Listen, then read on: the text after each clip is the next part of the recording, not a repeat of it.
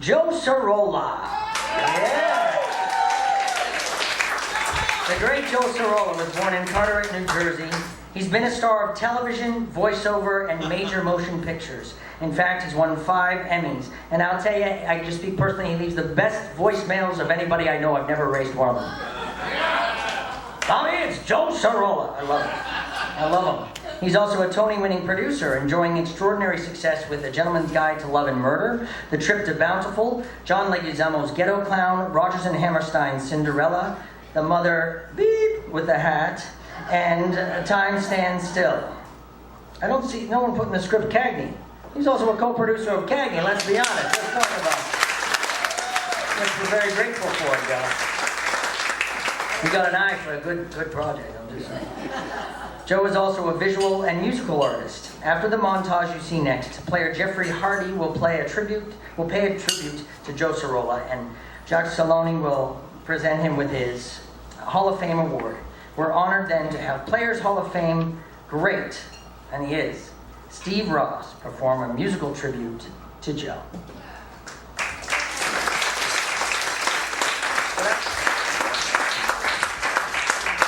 That's a good idea. Let's start with a montage. I was just going to suggest that. And then we'll raise it for the piano.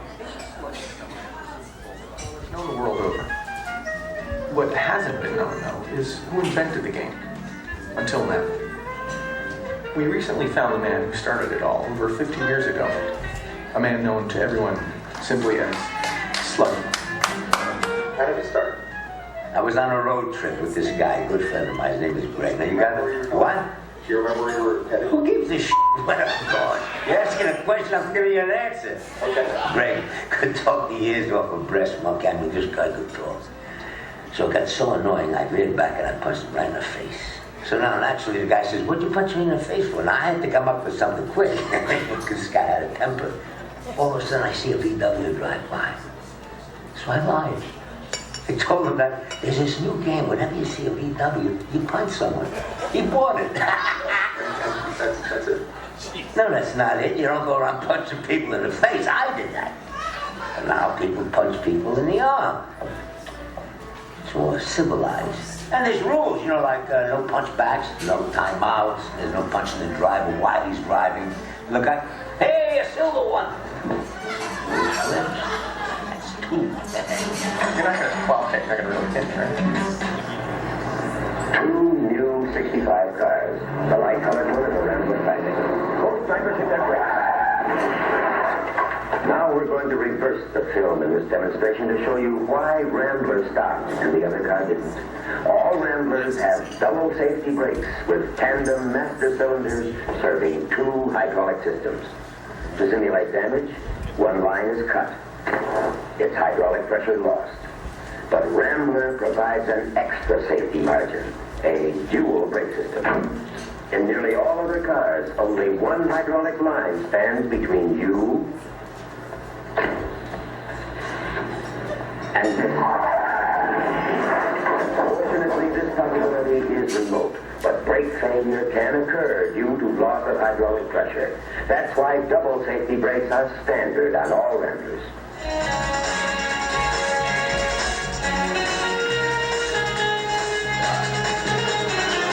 All the magic you're about to see is performed without trick photography of any kind by Bill Bixby, the magician.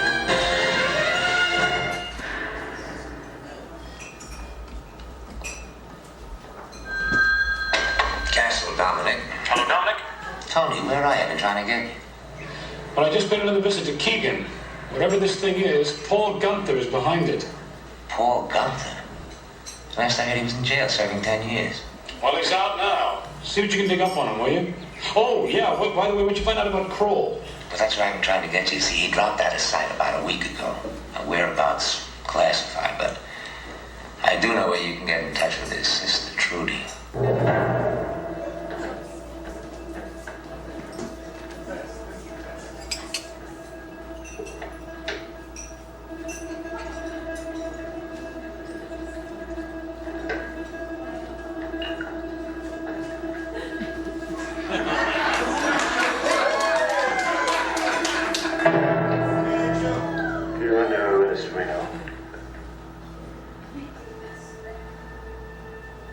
You talking to me, Marsh? Your name's Reno, isn't it? Well, Marshal, I don't know what kind of town you want to be in. This isn't my town. Why wouldn't it? See, I just rode in. We'll wash down some trail dust, and...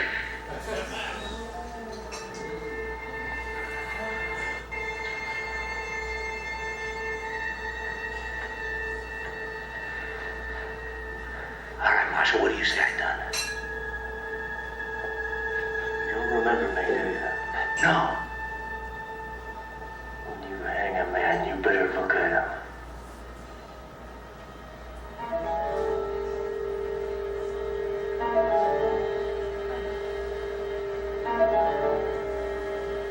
Don't go for that gun, Reno. I need you alive.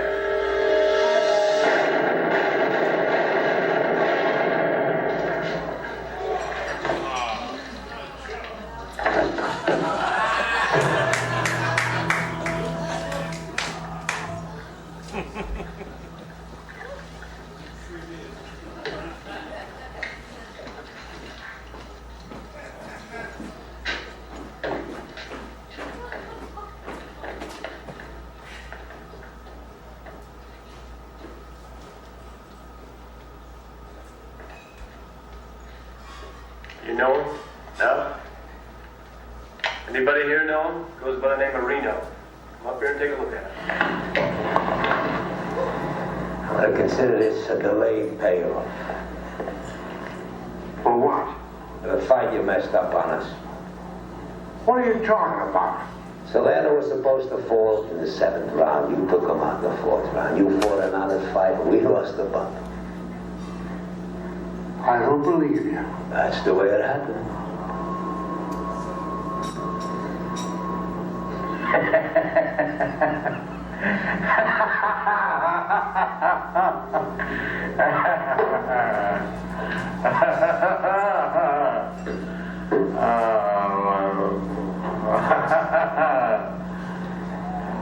How'd you get in the wheelchair, Joey? Stroke? Spurs on the base of my spine. All that dancing around the ring. Can't operate. Too old. When you get right down to it, you don't look so hot yourself. Cancer. Hey. Something's got to get us right, Joey.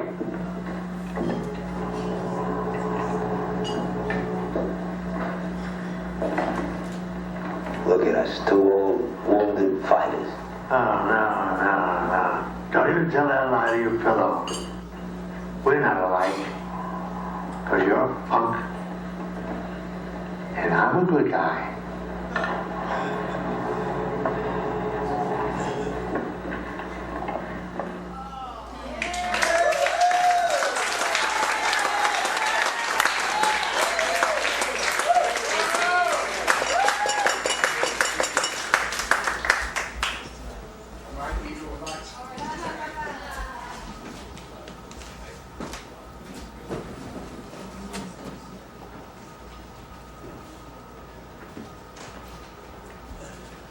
Won't deny the princes of darkness.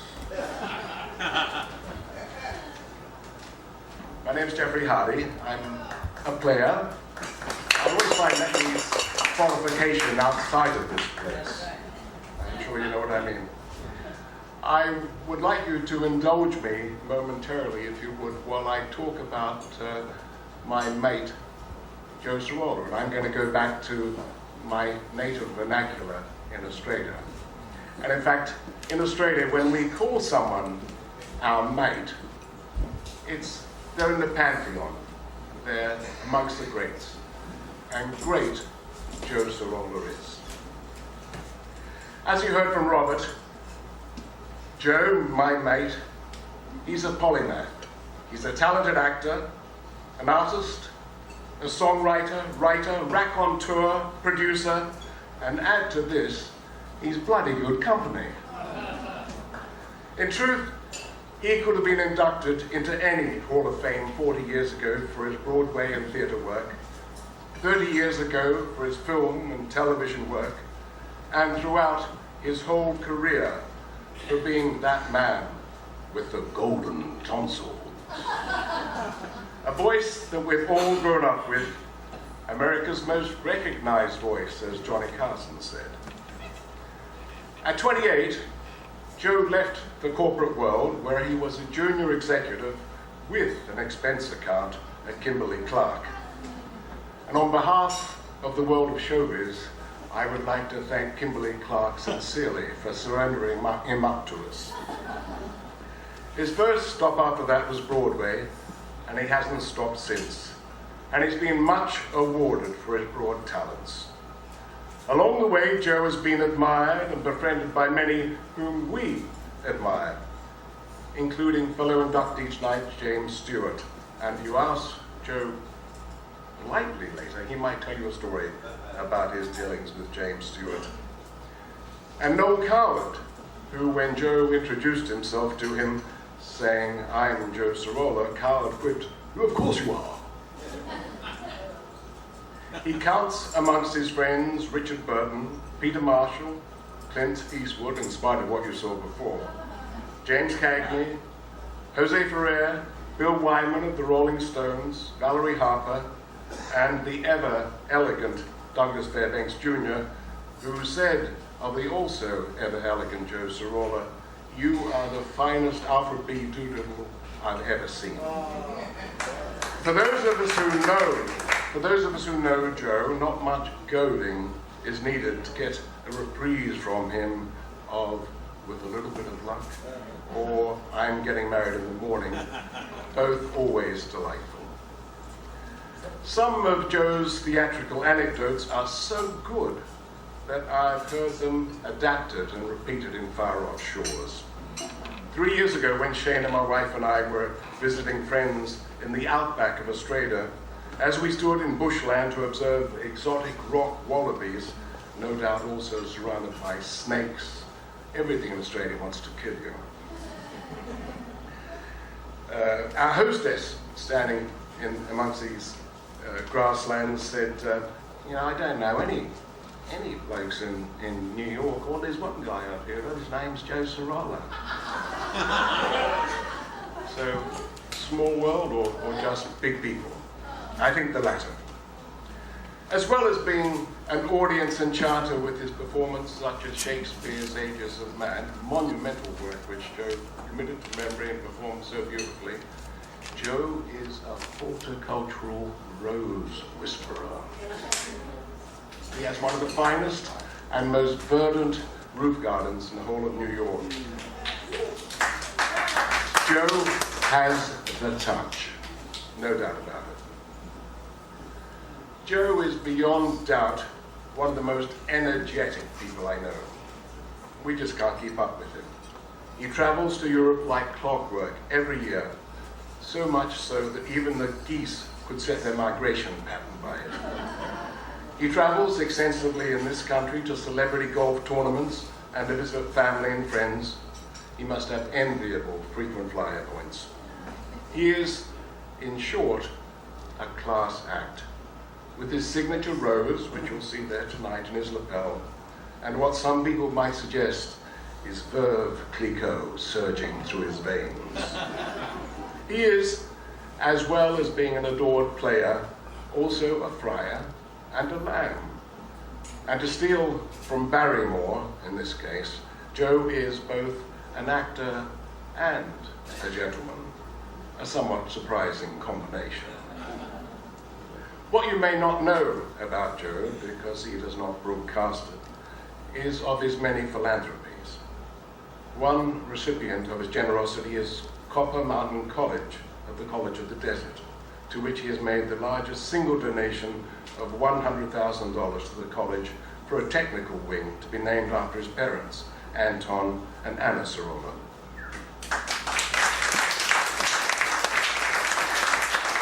On another occasion, he's also arranged for American baseball organizations to donate boxes and boxes of gloves, uniforms, bats, catcher's equipment, etc. to the fledgling baseball leagues of his native Croatia, giving the men and women in the war-torn Balkans a haven to escape to, time to relax, and the ability to play ball.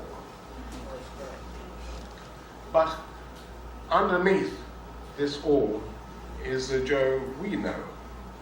Kind and attentive friend to those close to him and those in need. For example, Joe calls us almost every day to check in on our 2-year-old son, and he's truly become our little Austin's adored New York granddad, a title which Austin's real granddad is happy to share with Joe. So, that's our mate Joe for you. I hope you'll enjoy your night, and now I'd like to invite Joe and Jack Saloni up to the stage. Thank you.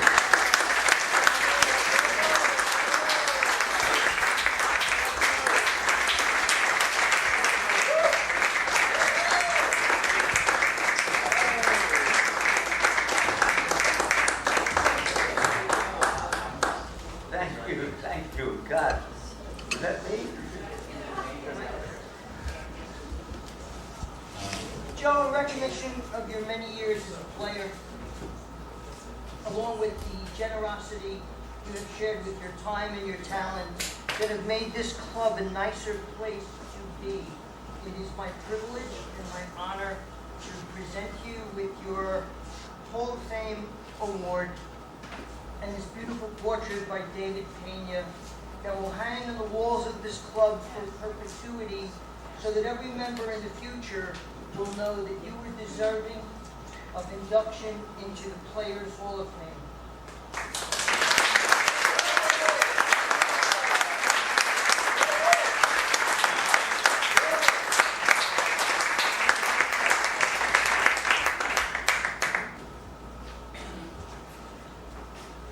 My God, I don't know.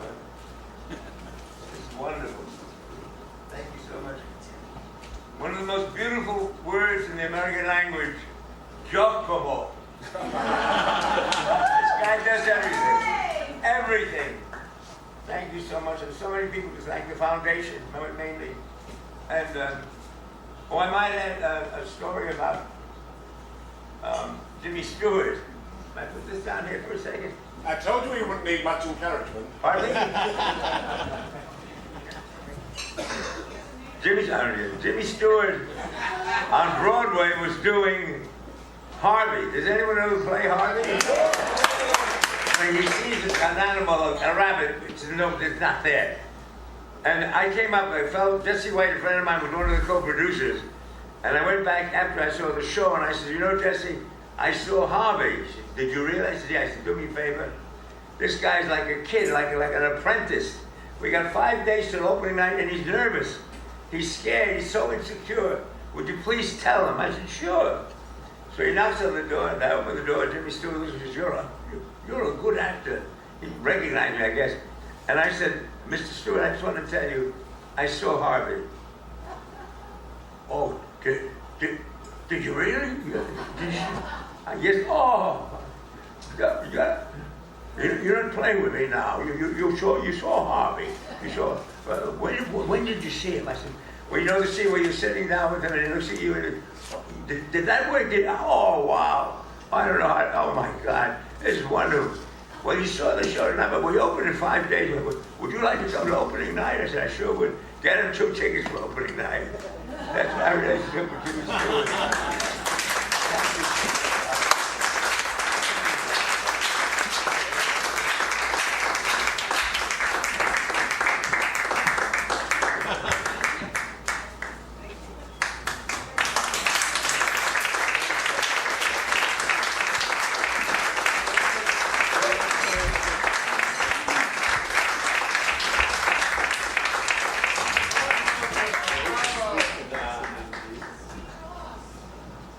I'm Steve Ross. I'm a player. I'm happy to be part of the celebration. You know, if you take a fierce intelligence and you couple that with passion and curiosity and a God-given voice, it's quite a collection of attributes, and that's what Joe has. And when you lay those attributes upon the extraordinary words of the Bard, William Shakespeare, you have truly one of the most exciting evenings that I've been able to remember. I've seen Joe do The Ages of Man many times here, and it is true. You can start him with one line, and he knows the rest of the line and the rest of the scene. It's quite extraordinary. Joe and I, I'm happy to say, work together. He comes to my place and we sing, and he is preparing his show, as I hope, which we'll see the boards very soon. But every time he comes, I've never had, as it were, a client who brings a bottle of Veuve Clicquot and a rose. Very classy indeed. One of the things I do is to play for a group from time to time of people with dementia and Alzheimer's patients. And music, of course, is the great channel into that part of the brain and their joy. And often Joe comes along and gives everybody a thrill by bringing the ladies roses and dancing with them most energetically and giving of himself. So in honor of the connection with Shakespeare, I should do a song from Kiss Me Kate.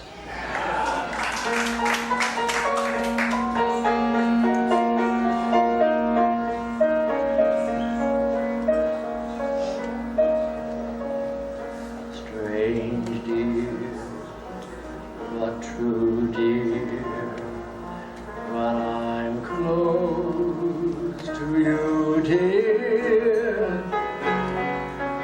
feel so in love with you am I. Even without you, my arms fold about you.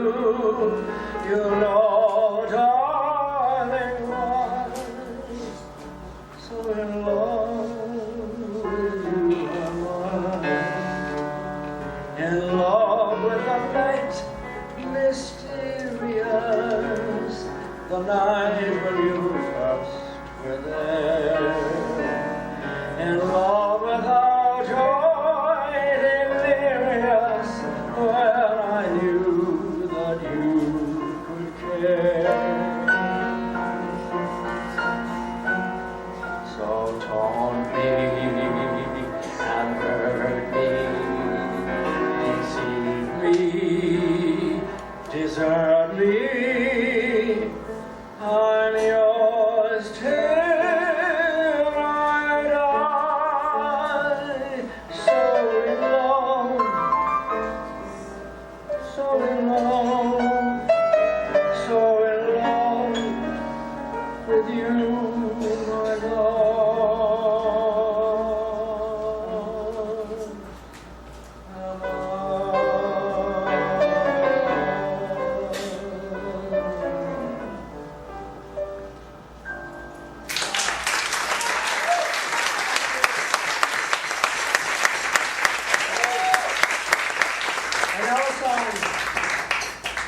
A song about a wish.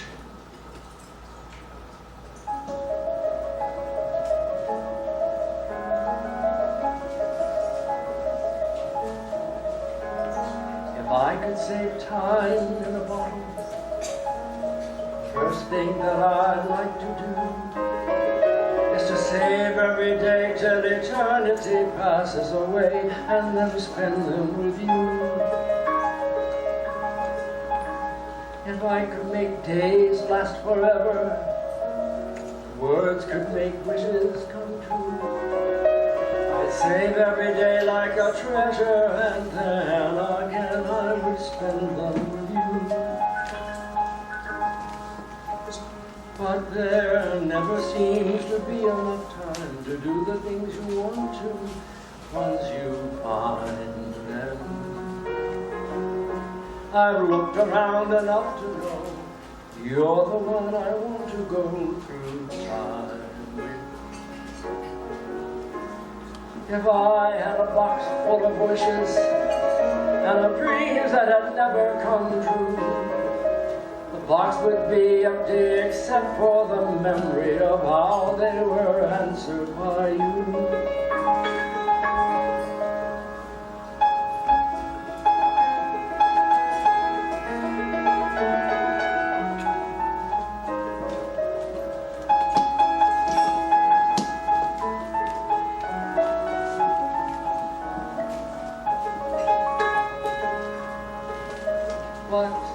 there never seems to be enough time to do the things you want to do once you find them.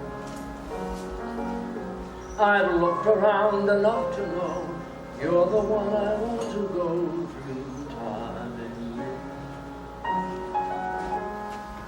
If I could save time in a bottle, the first thing that I'd like to do is to save every day till eternity passes away and then spend it with you.